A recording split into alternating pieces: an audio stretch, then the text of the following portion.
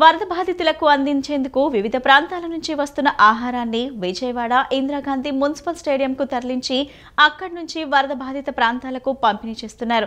ఆహార ప్యాకెట్ల పంపిణీ బాధ్యతను గన్నవరం నియోజకవర్గం ఎమ్మెల్యే యార్లగడ్డ వెంకట్రావుకు అప్పగించారు. యార్లగడ్డ ఆధ్వర్యంలో నిన్న ఉదయం నుంచి వరద బాధిత ప్రాంతాలకు ఆహారాన్ని శరవేగంగా పంపించి బాధితుల ఆకలి తీరుస్తున్నారు. విజయవాడతో పాటు గన్నవరం, మైలవరం నియోజకవర్గంలోని వరద బాధితులకు ఆహారాన్ని ఇక్కడ నుంచి సప్లై చేస్తున్నారు. పలువురు ప్రభుత్వ శాఖల అధికారులు, సిబ్బంది, టీడీపీ కార్యకర్తలు, నాయకులు, స్వచ్ఛంద సంఘాల ప్రతినిధులు, వాలంటీర్లు ఫుడ్ పంపిణీలో పాలుపంచుకుంటున్నారు. వరద బాధితులకు ఆహారం పంపిణీ చేస్తున్న తీరుపై ఎమ్మెల్యే యార్లగడ్డ వెంకట్రావుతో మా ప్రతినిధి ముర్తుజా ఫేస్ టు ఫేస్. వరద బాధితులకు ఆహారం అందించేందుకు విజయవాడ ఇందిరాగాంధీ మున్సిపల్ స్టేడియంలో పాయింట్ని ఏర్పాటు చేశారు.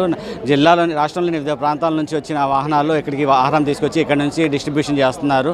ఈ ఏర్పాట్లను గన్నవరం నియోజకవర్గ ఎమ్మెల్యే యార్లగడ్డ వెంకట్రావు గారు పర్యవేక్షిస్తున్నారు. నిరంతరం ఇక్కడ ఉండి ఏ ప్రాంతాలకి వాహనాలు పంపించాలి, ఎక్కడ అవసరం ఉందనేది నిరంతరం పరిశీలిస్తూ వాహనాలు పంపిస్తున్నారు. ప్రస్తుతం ఆయన మనతో పాటు ఉన్నారు.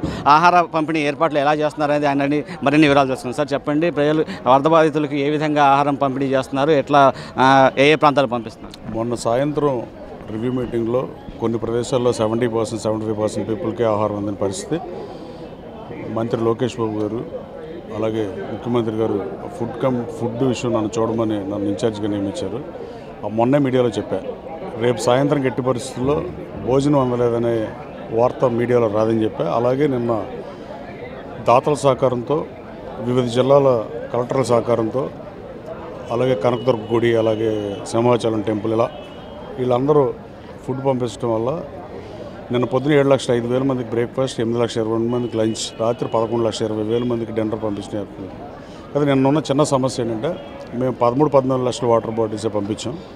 అవి సరిపోలేదనే వార్త ఉంది. ఇవాళ 30 లక్షలు డిస్పాచ్ చేస్తున్నాం.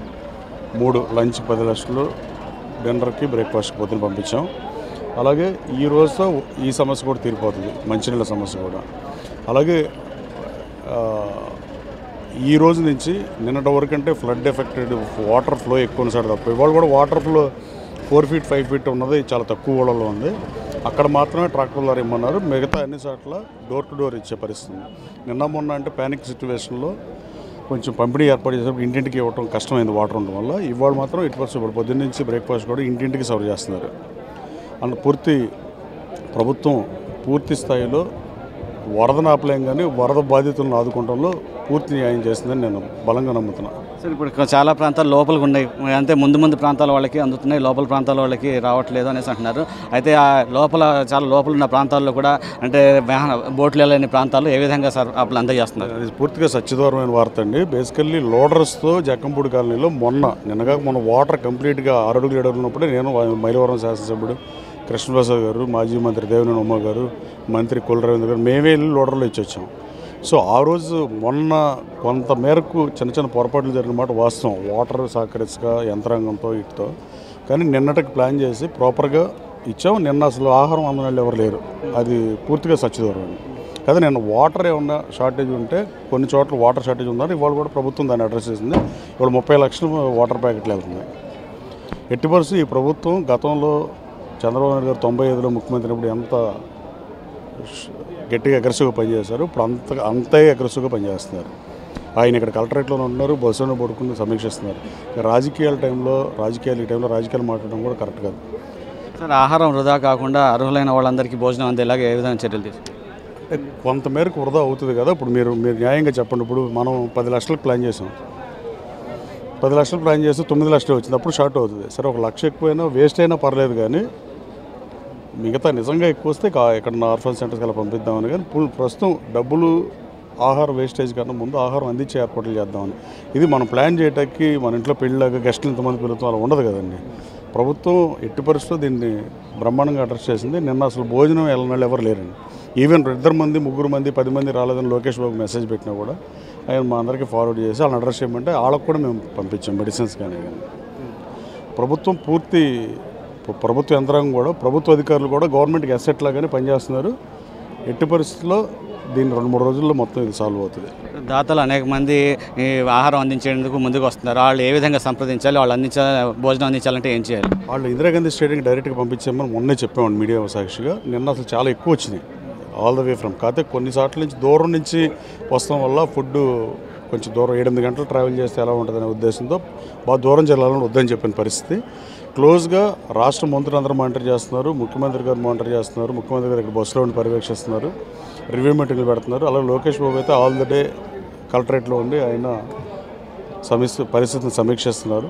మంత్రులు ఇన్ఛార్జిగా ఉన్నారు. శాసనసభ్యులు చిత్తూరు జిల్లా, నెల్లూరు జిల్లా ప్రతి వార్డుకి ఒక ఎమ్మెల్యేని పెట్టాం. అలాగే కృతనిశ్చయంతో మానవతా దృక్పథంతో ఈ ప్రభుత్వం వరద బాధితుల పట్ల ఉంది. వాళ్ళకి ఏది కావాలన్నా వాళ్ళ సహాయ సహకారాలు ఏది అర్థించినా ప్రభుత్వం చేయడానికి రెడీగా ఉంది. నిన్న బుడమేరు విజయదుర్గనగర్ దగ్గర మరో చోట గండి పడింది. దీనివల్ల ఏమైనా ప్రభావం ఏమైనా పడే అవకాశం ఉంది? పెద్ద ఏముండదంటే సడన్గా ఆ రోజు వరద వచ్చినప్పుడు పొద్దున్న 5 గంటల లోపు అసలు ఏం వాటర్ లేవు విజయవాడలో. 5 గంటల నుంచి మొదలై 9 గంటలకి ఫస్ట్ నా కాన్షియస్ని ఐడెంటిఫై అయింది. అంబాపురం గ్రామంలో నేను వెళ్ళా 9 నుంచి 2 వరకు. బోట్లు అడిగితే ఆ రోజున కలెక్టర్ గారు ఇవ్వలేకపోయారు. నాకు రెస్క్యూ చేయడానికి మేము 300-400 మంది ట్రాక్టర్ మీద ప్రొక్లిన్తో తీసుకొచ్చాం. తర్వాత 3-4 ఒకటో వార్డులో అయితే 3-4 రోడ్లో 15 అడుగులు నీళ్ళు వెళ్తున్నాయి. డాబా పైన జనం ఉన్నారు, బిల్డింగ్లు పైకి ఎక్కారు. కానీ వాళ్ళు మనం తీసుకొస్తాకి లేట్ అయింది. ఎన్డీఆర్ఎఫ్ నా కాన్షియస్ ఉన్న 4 బోట్లు 9 బోట్లు ఉన్నాయి. ఆ రోజు నేటి చంద్రబాబు గారు అమిత్ షా గారితో మాట్లాడి గుజరాత్ నుంచి, రాజస్థాన్ నుంచి, అలాగే పంజాబ్ నుంచి ఎయిర్ లిఫ్ట్ అయితే పంజాబ్ అనేది ఎయిర్ లిఫ్ట్ చేశారు. పొద్దున్న 5 గంటలకల్లా హెలికాప్టర్లో బోట్లు ఇక్కడ ఉన్న పరిస్థితి. అంటే ఫస్ట్ రోజు ముఖ్యమంత్రి గారు వచ్చి 5ంటికి అటు వెళ్ళి బాలకృష్ణ గారి 50 ఇయర్స్ సెలబ్రేషన్స్ ఉన్న మాని ఇక్కడే బస్సులో ఉండి పర్యవేక్షించాక పూర్తిగా ఆ నైటే కంట్రోల్లోకి వచ్చేసింది ముఖ్యమంత్రి గారు వచ్చిన దగ్గర నుంచి. ఈ ప్రతిపక్షాలు రాజకీయ విమర్శ చేయడం బాధాకరం ఈ టైంలో. మిగతా ఇప్పుడు రాజకీయాలు చేయొచ్చు, కానీ ఇప్పుడు ఆంధ్రప్రదేశ్ రాష్ట్ర బడ్జెట్ రేపు పెట్టబోయేది బాగుంటుందని వైసీపీ ఎలాగో చెప్పదు. కానీ వరద బాధితుల విషయంలో కూడా ఇక అదే ఎత్తుకుంటే మనం కూడా చేయగలిగాం, జాలిపట్టం తప్ప. వాళ్ళు చేసేది వాళ్ళు చేయాలి. ప్రజాస్వామ్యంలో రాజకీయాల్లోకి వచ్చేది ఎందుకు? ప్రజల సమస్య పరిష్కరించడానికి గౌరవం కోసం వీటి కోసం వస్తారు. ఆ ప్రజల సమస్యలు పరిష్కరించుకుంటే వాళ్ళకి సమస్య సృష్టిద్దాం అనుకుంటే మనం కూడా చేసేదే ఉంటుంది. ఇప్పుడు గతంలో ఎక్కడన్నా వరదలు వచ్చినప్పుడు ఏ ముఖ్యమంత్రి కన్నా బాగా పని చేసిన వాళ్ళు ఉంటే అది చెప్పాలి. అది చెప్పకుండా ఎంతసేపు వాళ్ళు ఏదో మాట్లాడితే అవి పనికిమాలిన రాజకీయ విమర్శలతో వాళ్ళు ఇప్పుడు మాట్లాడటం కూడా కరెక్ట్ కాదండి. సభ్య సమాజం తరలించుకుంటుంది. ప్రస్తుతం వరద పరిస్థితి ఎట్లా ఉంది? వరద బాధితులకు మీరు ఏ విధంగా భరోసా కల్పిస్తున్నారు? వరద బాధితులు పూర్తి స్థాయి భరోసా ముఖ్యమంత్రి గారు కల్పించేశారు. వాళ్ళకి టైంకి ఫుడ్ వెళ్తుంది, వాటర్ వెళ్తుంది, మిల్క్ వెళ్తున్నాయి, మెడిసిన్స్ కూడా వెళ్తున్నాయి. అది కూడా సచివాలయం నుంచి డేటా తీసుకుని క్రానిక్ డిసీజ్ ఉన్న వాళ్ళకి ఐడెంటిఫై చేసి ముందు ముఖ్యమంత్రి గారు ఆ రోజు నైటే చెప్పారు. ఫస్ట్ రోజు 5 దాకా సమీక్ష చేశారు. ప్రతి గంటకి ప్రతి 2 గంటలకి అధికారులని అప్డేట్స్ అడిగి ఏ వార్డు ఎలా ఉంది, ఏ ఏరియా ఎలా ఉంది, వాట్ టు డూ, ఏం చేయాలి, ఇంకా ఏం చేయొచ్చు అనేది ఆయన గైడ్లైన్స్ ఇచ్చారు. Everybody is following that. పూర్తి స్థాయి అదుపులో ఉంది. సార్, వరద బాధితులకు ప్రతి ఏ మూలన ఉన్నా కూడా ఆహారం అందేలాగా వాళ్ళకి ఎటువంటి అసౌకర్యం కలగకుండా విజయవాడ ఇందిరాగాంధీ స్టేడియం నుంచి అన్ని ప్రాంతాలకు ఆహారం పంపిణీ చేస్తున్నామని, ఆహారం పంపిణీ విషయంలో ఎటువంటి లోటుపాట్లు జరగకుండా, ఎటువంటి ఇబ్బందులు తలెత్తకుండా వాహనాల ద్వారా అన్ని ప్రాంతాలకు తరలించి ప్రతి ఒక్కరికి ఆహారం అందేలా చేస్తున్నామని చెప్పేసి ఎమ్మెల్యే యార్లగడ్డ వెంకటరావు చెప్తున్నారు. కెమెరామ్యాన్ వెంకట్తో ముర్తుజా, సిటీ న్యూస్, విజయవాడ.